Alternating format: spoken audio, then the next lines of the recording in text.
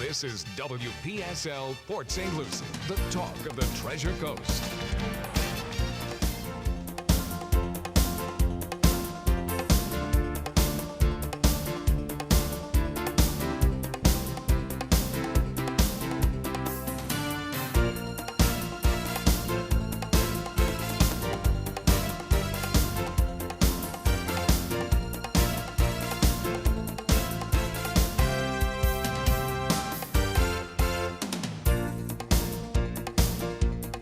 A very pleasant good morning. It's time for Money Info, brought to you by Princeton Research with Mike King in Las Vegas and Charles Moscowitz in Boston. And the question of the day, guys, is will the peacock take a bite out of the apple? Interesting. Oh, you talk about throwing rumors around. That's amazing. Hey, good morning, guys. How are you? Doing well, Charles. How are things in lovely Beantown? Lovely. Lovely. Has it stopped snowing yet? Yes, it has. It has. Although, we're in one of those strange weather situations where it rains every day. Boy, I wish we can get some down here. We really we desperately need the rain. Man, it's a drought down here. Yeah, wow. Yeah. No, if I come down, it rains. Well, come on down. We even have a right. spare bedroom for you. Oh, man. Yeah. So what's going anyway, on? Mr. King is not with us today. Uh-oh. He is he's in a casino. Recovering from some surgery from yesterday. Oh, no. And okay. so it's just me today. There you go. He's doing fine. I talked to him this morning. Well, Michael, our prayers are with you, my friend. Get better soon. All right. Yeah. What are they doing to your ESPN?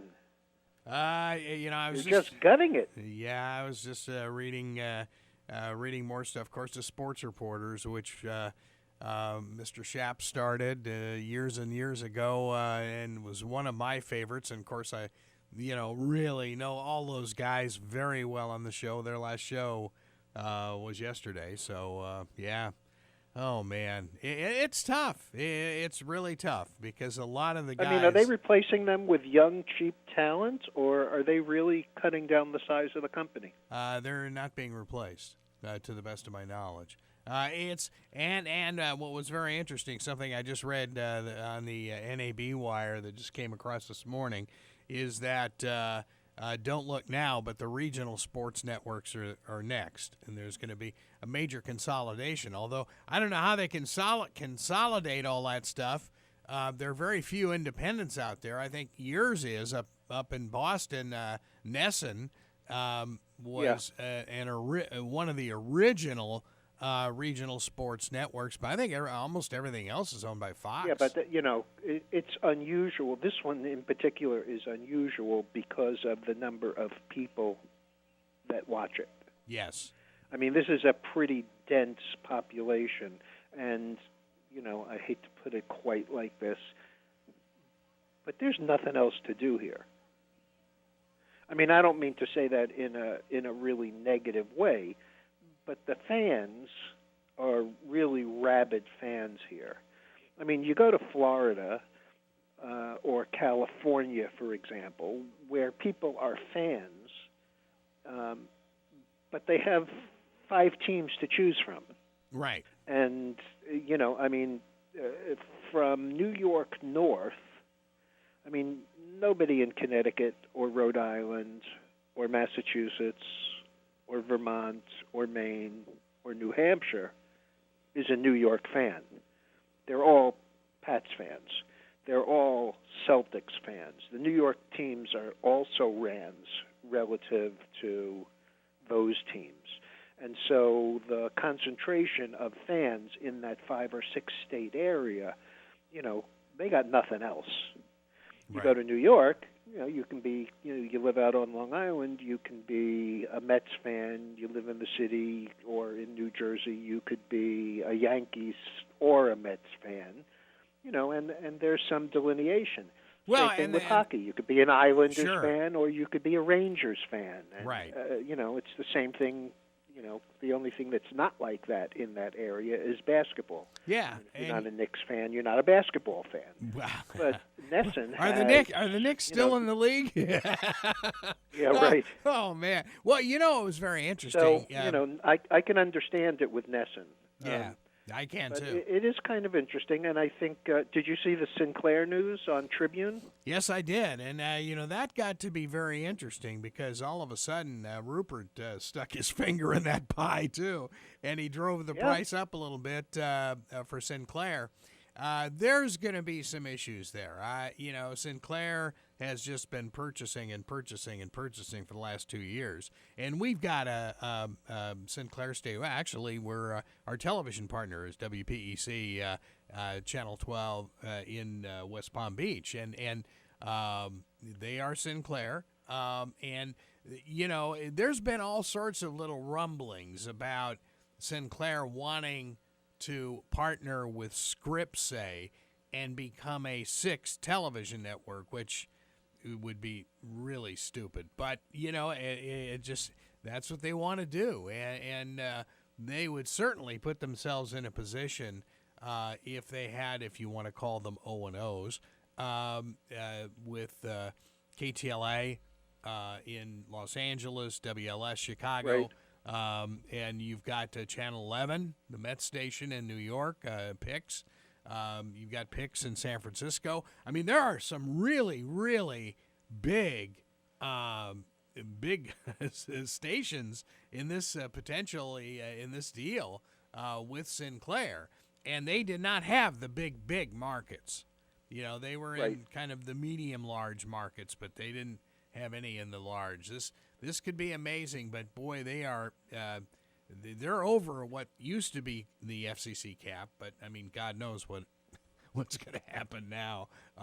It's kind of interesting. Probably between 5 and 15 or 20 years ago, there was a government program to bring internet connectivity to the areas in the country that were not adequately served.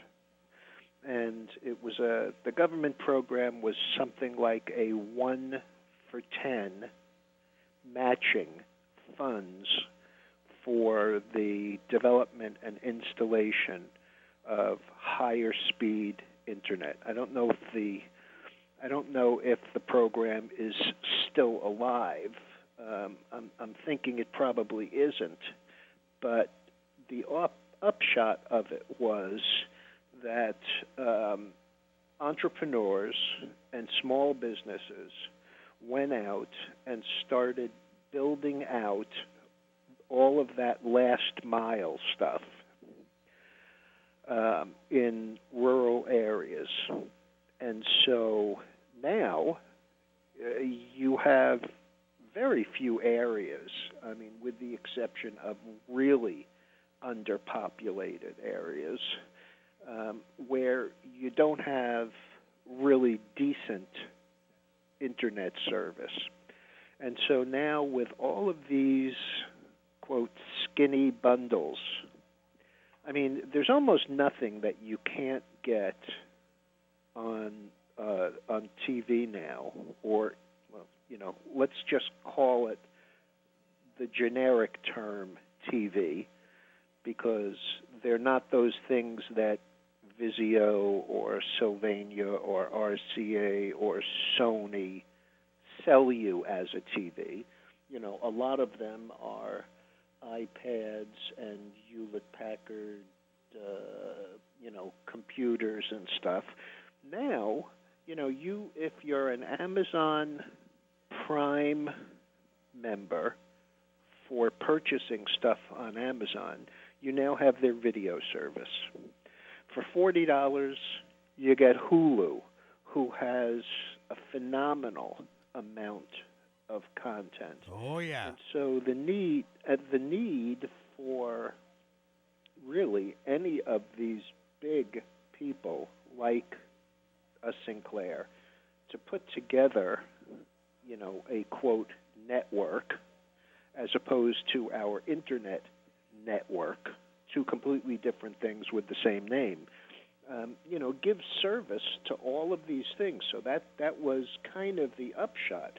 And when you're, as you're saying, building a sixth network right now just seems like ego building from the standpoint, oh, yeah, well, we're a network just like all these other networks, except that that's so unnecessary. Right. I mean, you can watch a football game on Thursday night on Twitter.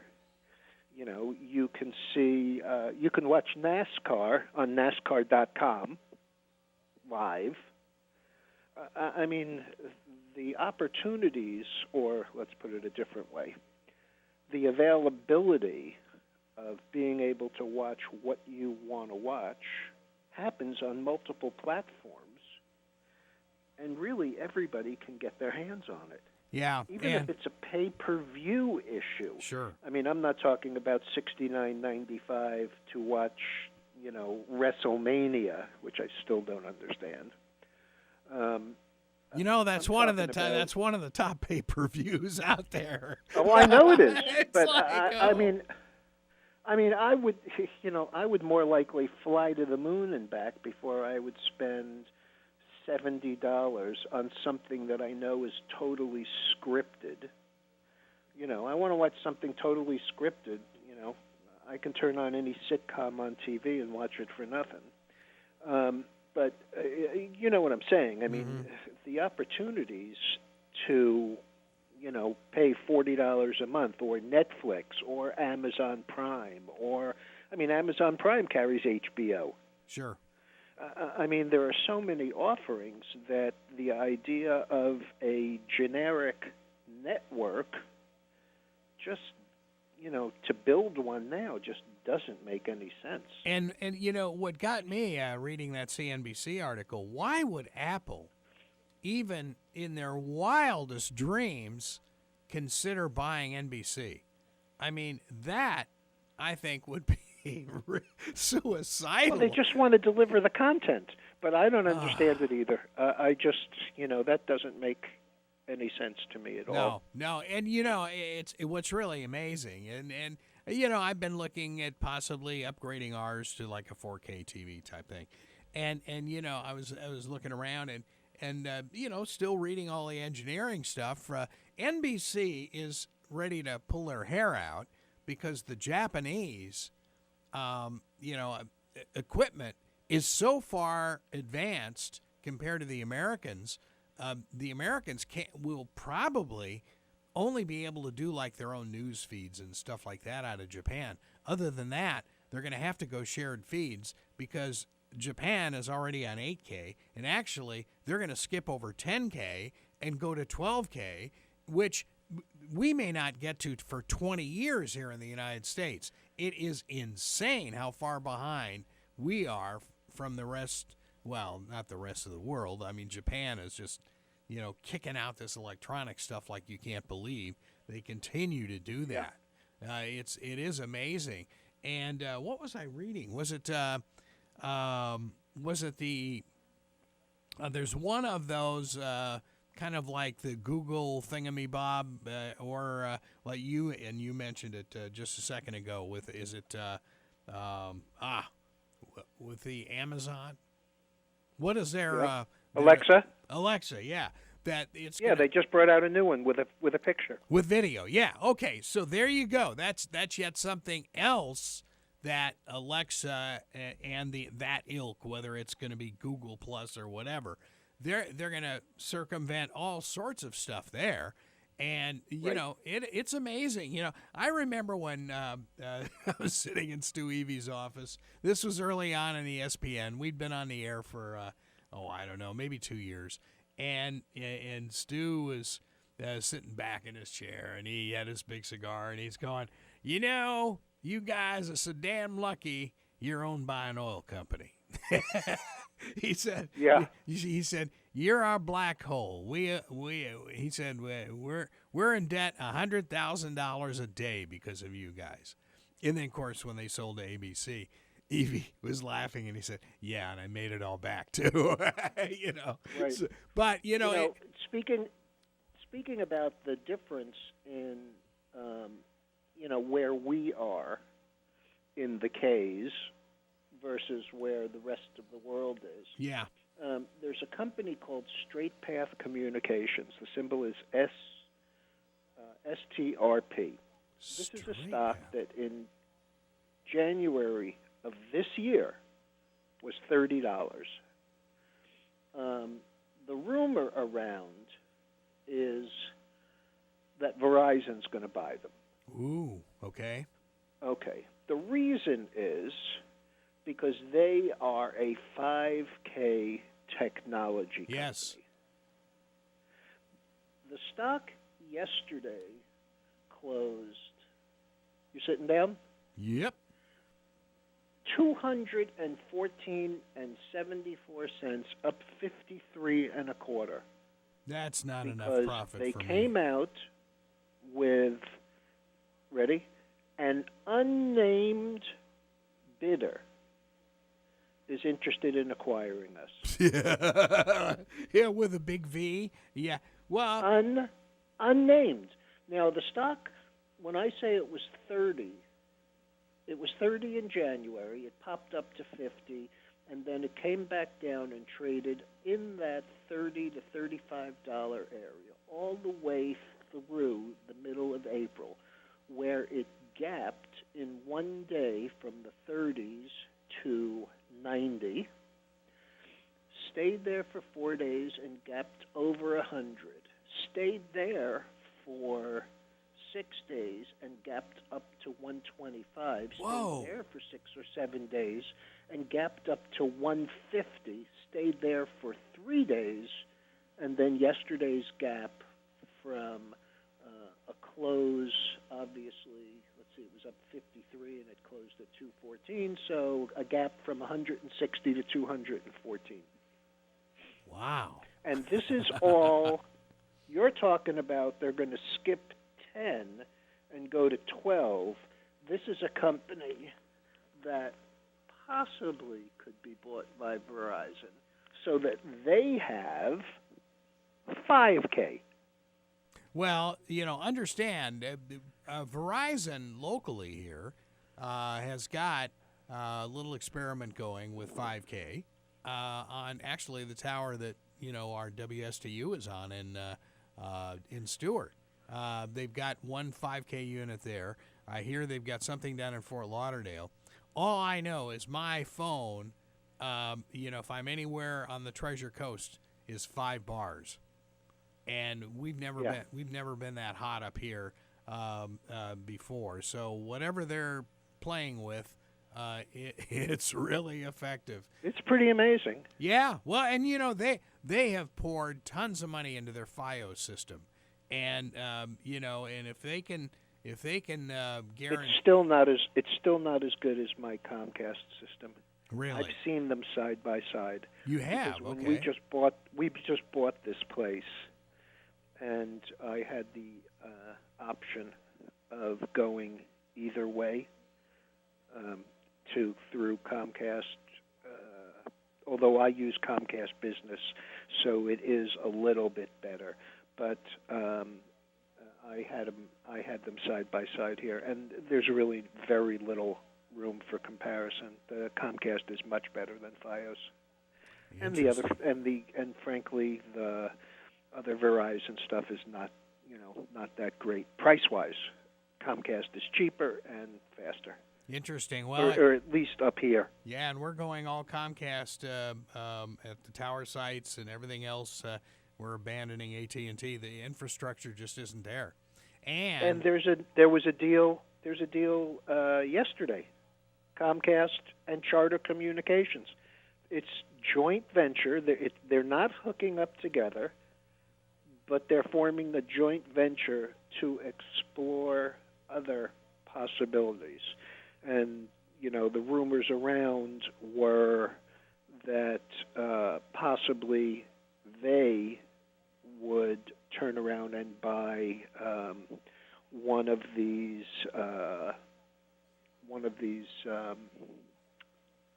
cell phone companies, not cell phone companies, but one of the Telecoms. providers. Yeah. Right. Wow. One of the telecom providers. Well, there's only one decent one. That's Verizon, and you throw the rest into a barrel and see. Are they really? Because I've never used them. I had Singular. I've never made a change, but I have AT&T, and up here, it's okay. So, I have never experimented with Verizon. Yeah, if you were to take AT&T in the western part of Florida, good luck. I mean, it's real sketchy at best. And what I think AT&T is finding all over the place is that Comcast is laying true fiber. I mean, real fiber. They're not. They claim it is, but it's not. And that's the difference, I think, between those two companies, at least here in the state of Florida. It's very, very interesting. But, a Comcast Business is different than Comcast Home. I mean, there's no doubt about it. Oh, I know. And we've had great I think it's about success 50% faster. It's got to be, yeah. And we're actually going to be even faster because we're going to be generating all the signals out of here, and they're just dumping all of AT&T. So, yeah, it's going to be very interesting to see what happens. But, I was just so shocked to see that Apple thing. It's like, why in the world would you want to invest in something like that? Everybody and their brother has another reason why Apple is acting the way it's acting. Everybody needs, a reason for what's gone on, as opposed to, there are more buyers than sellers. That's why the stock is up. Yeah. I mean, the stock is trading like it itself is a takeover candidate, but I don't see that as even being a vague possibility, considering that the market cap on it is $800 million.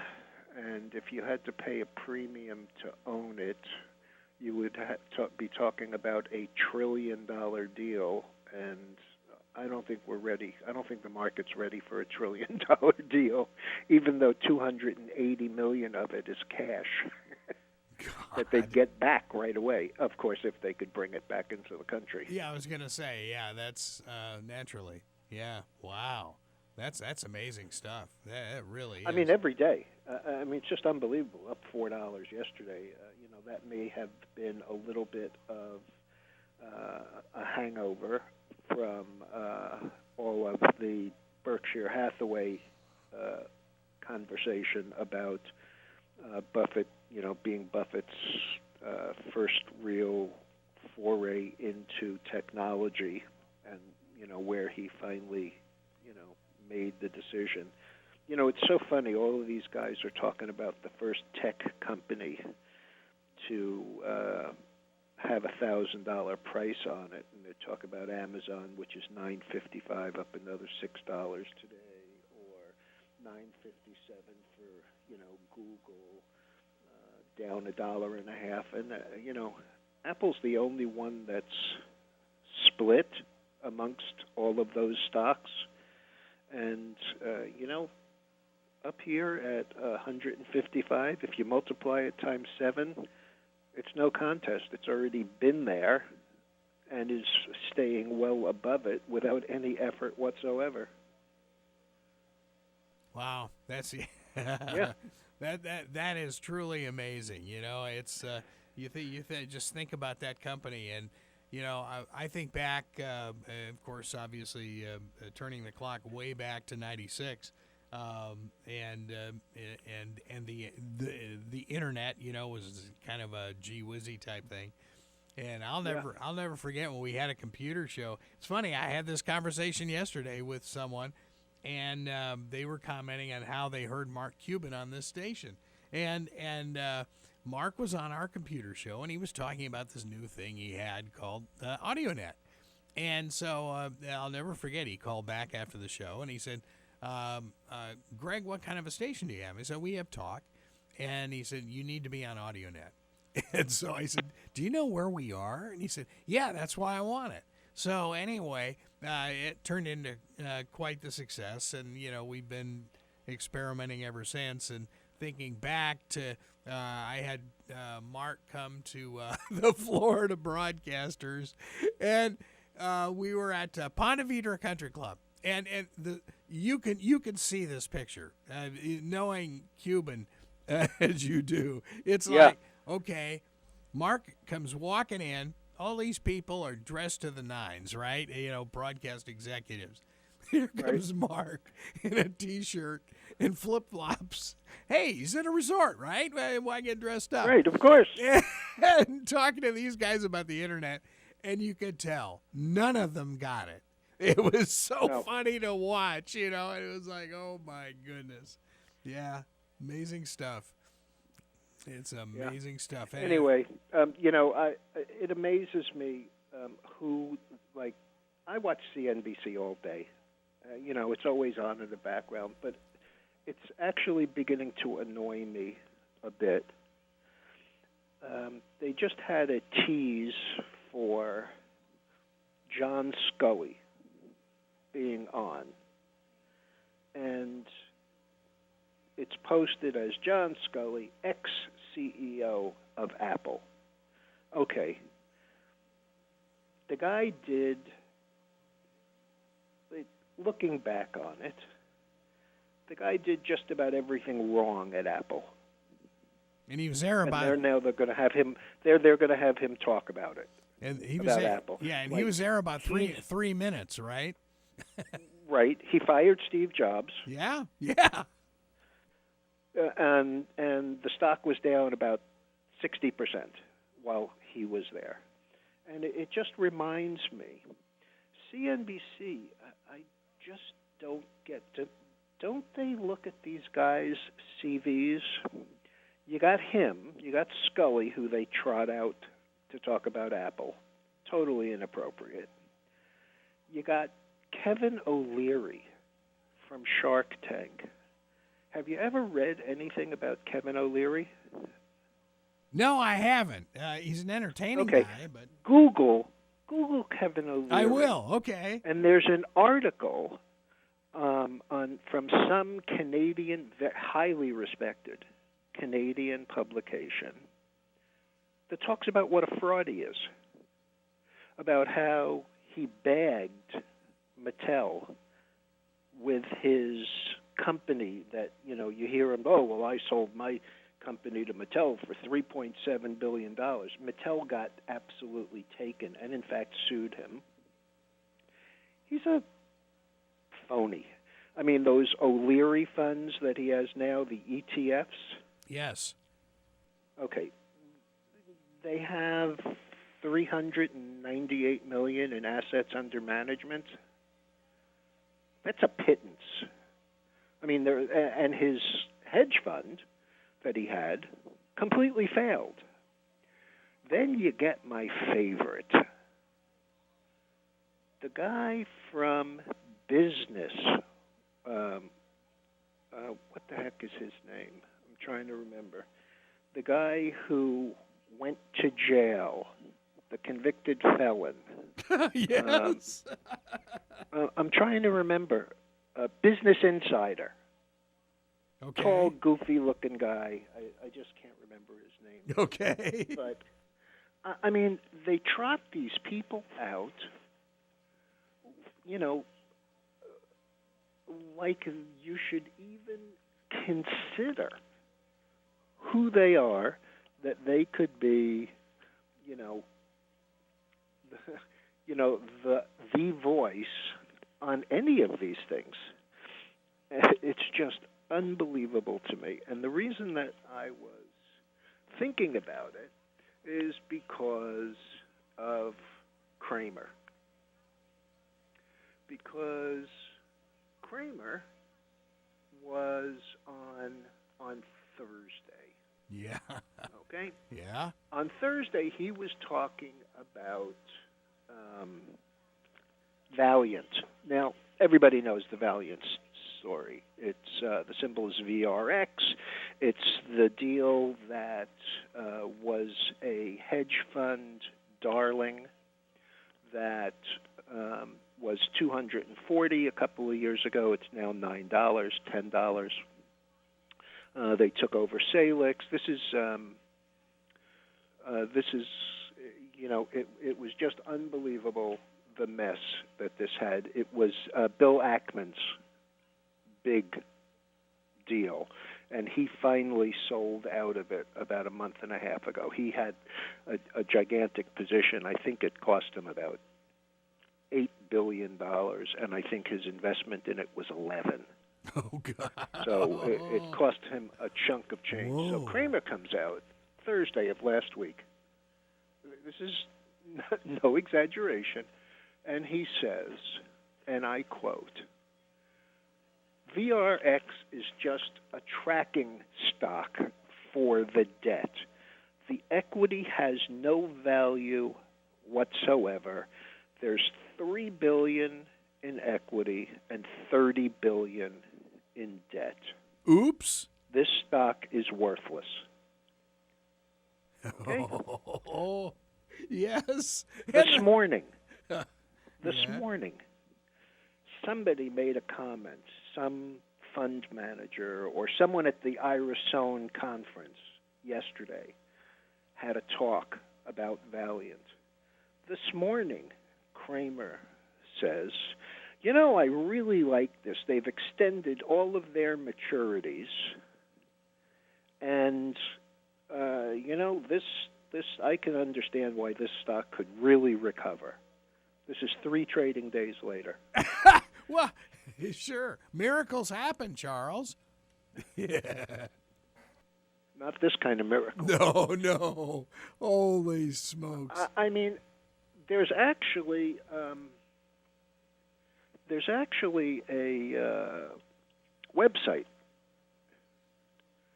somewhere around here called "I've Been Kramered," and it talks about this all the time. Uh-huh. I mean, this is. Have you seen the movie Money Monster? No. With George Clooney? No. Oh, yeah. This is exactly Jim Cramer. Okay. Oh, by the way, I remembered who the guy is. Henry Blodgett. He's the one who did a favor for some CEO he recommended the CEO's stock so that the CEO who was on the board of some kindergarten in Manhattan would take his kid. Just committed an outright fraud. So you got John Scully, who was an absolute failure as it's like bringing in Ron Johnson and saying he was the genius behind the Apple stores to run J.C. Penney, and he decimated J.C. Penney. So you have Scully from Apple. You have Henry Blodgett, convicted felon, talking about tech stocks, and he's on all the time. And, you have Kramer, who, probably means well, but has much too much sway over people who don't know any better. And you got Henry Blodgett. It's amazing to me who people will listen to in the absence of any common sense. Well, but I just don't. Charles, everybody's got a short memory, though. I mean, Evidently, I don't. Yeah. Well, no, but those. you are the here's exception. the difference. Those of us who have been here long enough, who understand that this time it's different, is BS. It's never different. It's always the same, except, it's a moderate variation. Can anybody seriously argue that as the market goes higher and higher, people extend their tolerance for risk?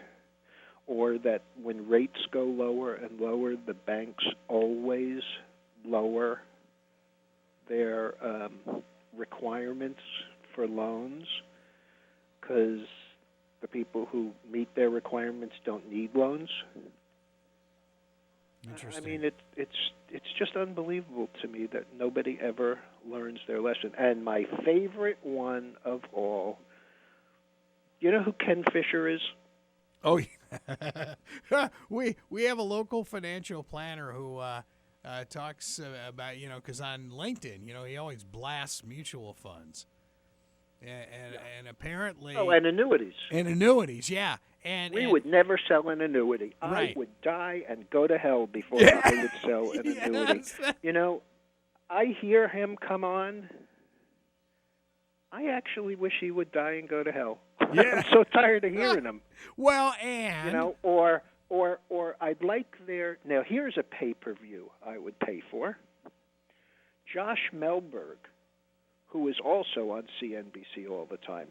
I don't mean as a commentator or a source of information, but advertiser. He is very pro-annuity, and Ken Fisher is very anti-annuity. I would pay on a pay-per-view to see them go 8 rounds. But you in know a boxing match. One of our financial planners here has mentioned Fisher owns a good chunk of an annuity company. Of course he does. It's like, what? Yeah, I know. It makes no sense at all. I mean, I just don't get it. So Mike told me that we were having our friend from Pressure Biosystems come on at the half hour. It's now 42 minutes into the hour. Well, he's just a So I guess he's not coming on. Yeah, well, that's okay. You're doing great. I mean, that's, it is very intriguing. Well, there's no shortage of stuff to talk about in a market like this. Yeah, well, and, it's green. You start looking, man, gold is just tumbling. And, CNBC... There's no inflation. Even with a 4.4%, which is another BS number, a 4.4% unemployment rate, the rise in wages was only 7 cents an hour. So while there seems to be no unemployment, I mean, I remember, growing up, and when I say growing up, I mean, college economics courses, full employment was 5% unemployed. Right. So here we are, 10% under full employment, and wages are still not moving up, which says a lot about that 4.4% number.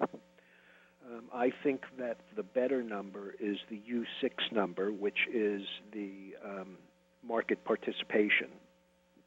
And that number is 8.9% unemployment, because the U6 number is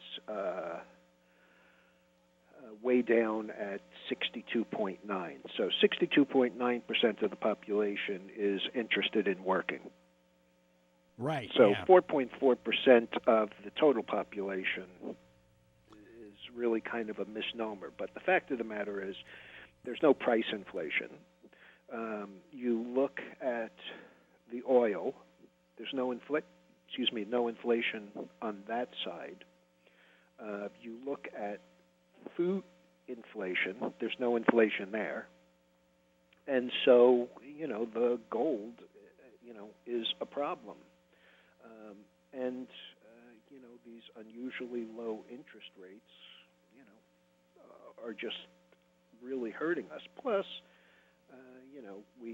I think that the gold ran up also, in anticipation that the French elections had the possibility of going the other way. And that would have been a huge problem, not so much for us, but for the euro, which would have caused a flight to safety, U.S. Treasuries. Sure. Oh yeah. The issue, and I have debated this with Mike, who does not have an answer for me, nor does anyone else. The relationship between the U.S. dollar and interest rates has always been the higher that interest rates go, the stronger the dollar is. but that doesn't happen on a day-by-day basis.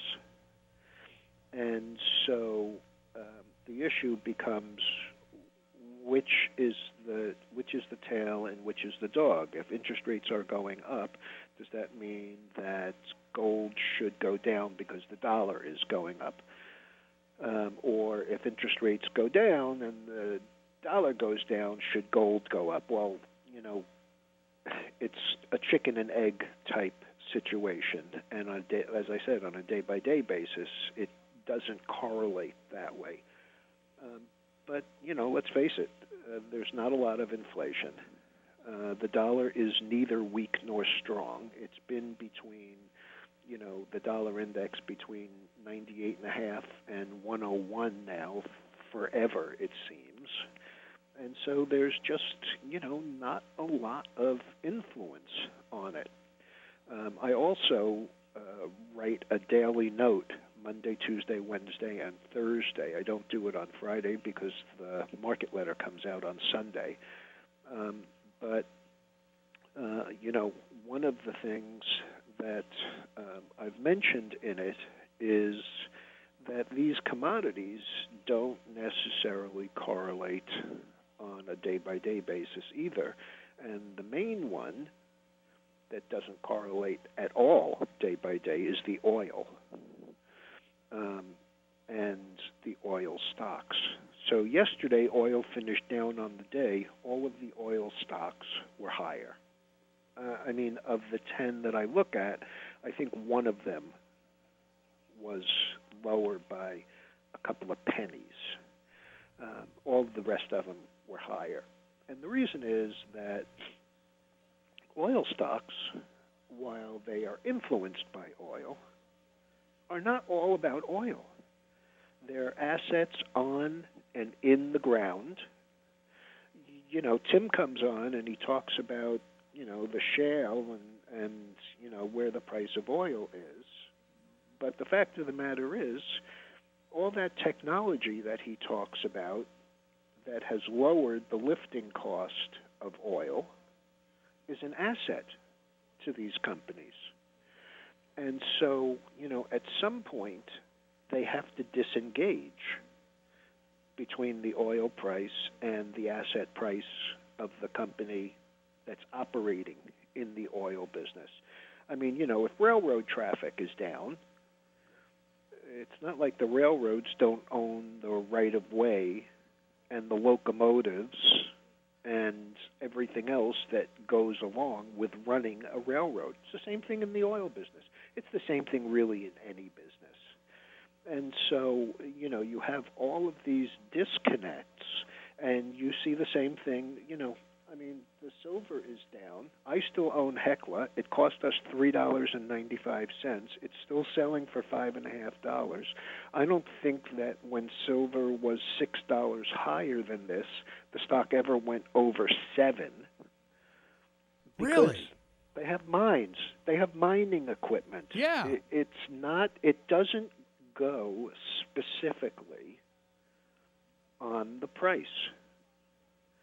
The thing is, if it went from where it is now, about $16.50, $16.20 or so, if it goes to 17, you get a little bit of a bounce.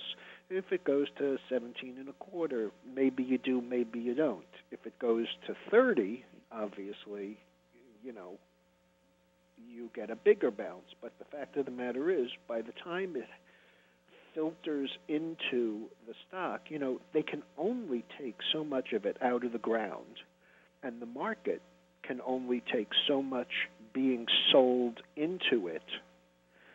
This is the same thing with, the solution to low-priced oil is low-priced oil, or the solution to high-priced oil is high-priced oil, because those are self-regulating.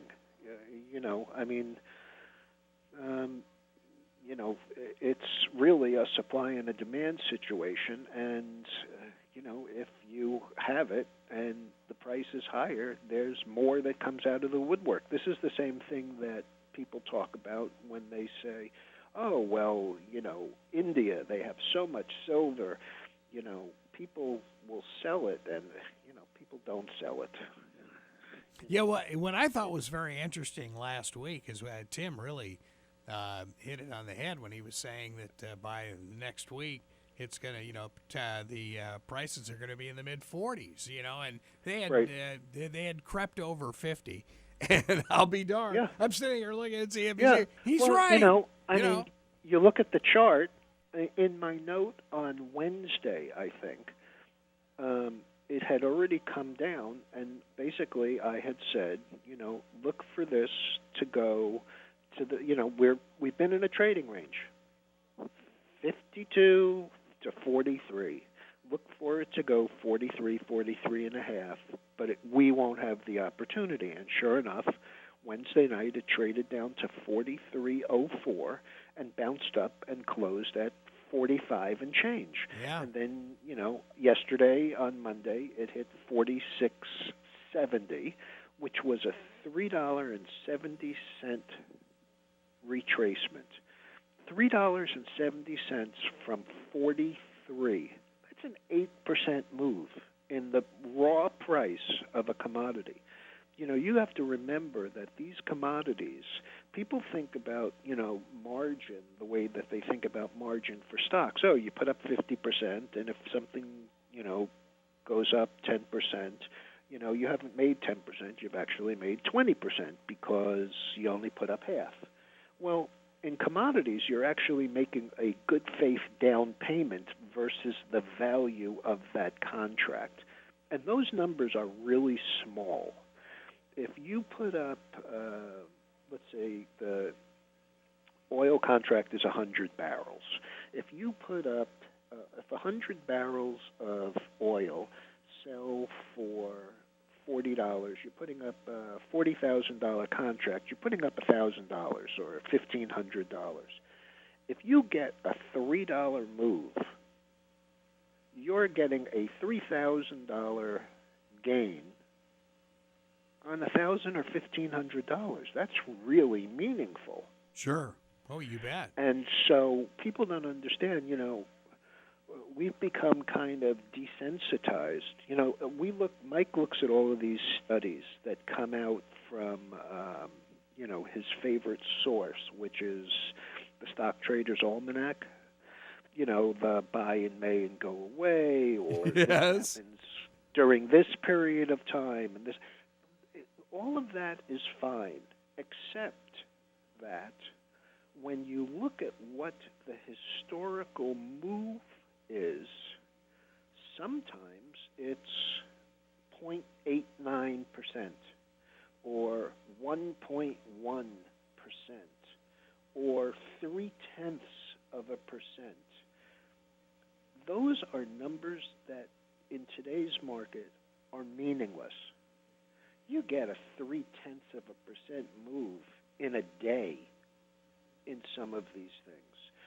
Most of those studies, the further back they go, when you talk about a study that, goes from 1950 to date, and they talk about, it's been, 68 years, and the average move to the upside was 0.3%. Well, let's remember that for 40 of those years, it took the market, the Dow, which was trading at under 800 for 40 of those years, it took the market a week to move 0.25%. And that was a big week. I mean, I remember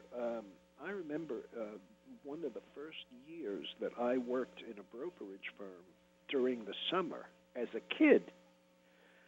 Something happened. I don't even remember what it was, but the tape ran 4 hours late, and the volume was gigantic.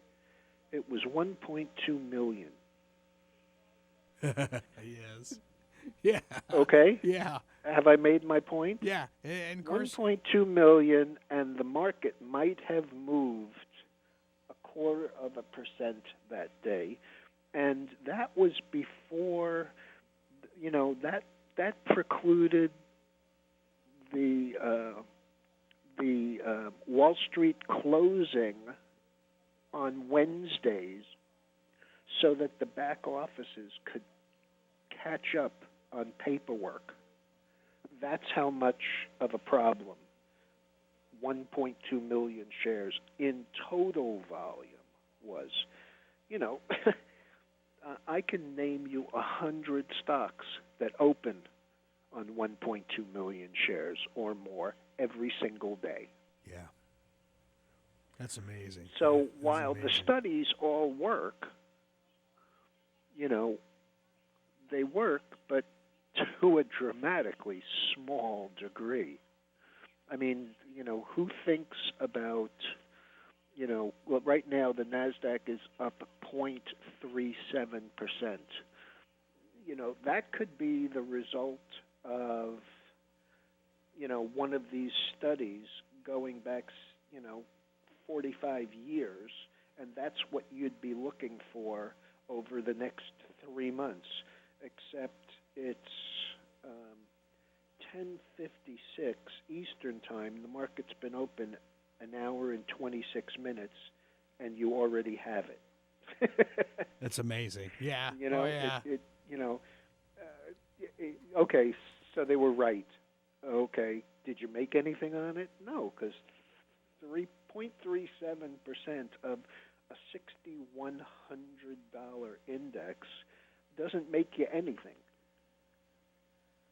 So, Wow. anyway. What a day. I mean, it's, you know, I think the ESPN thing is just the beginning. We've, you know, it's very intriguing. I mean, I could go into the whole thing about it because it happened at Fox, too. Movie companies buying broadcast concerns, or in the case of a movie company, Disney, buying a cable operation like ESPN. They just didn't get It amazes me because everybody wants content. Right. I would think if I were a movie company, the last thing I would want is to have to distribute it through a distributor. I want everybody bidding on it. Sure. Yep. Ron Howard was on CNBC last week. Very interesting. The moderator said to him, how do you decide where you are going to put a project out? And he said, well, that's kind of an interesting question. If it's a movie, I probably want it in the theaters. If it's a piece about a specific issue that I want wider distribution, I probably put it out on a network as a mini-series. If it's this kind of piece, I think it goes here. If it's this kind of piece, I don't like those first three. I think it goes here. Yeah. And, you know, and the fact that it could be that specialized from a guy who has put out stuff in all of those venues Yep. or through all of those methods, Yep. I mean, you think about it, why would you ever want to sell your content to a specific venue? Exactly. Yeah, Charles. Hey, great job. We wish Mike the best, and we will be talking with you next week on Money Info, brought to you by Princeton Research. Don't forget that newsletter. Charles writing it along with Mike King, and boy, it is a valuable newsletter. PrincetonResearch.com. Money Info coming your way from the Treasure Coast Lexus Studios of WPSL. Car Guys straight ahead. This is WPSL Port St. Lucie.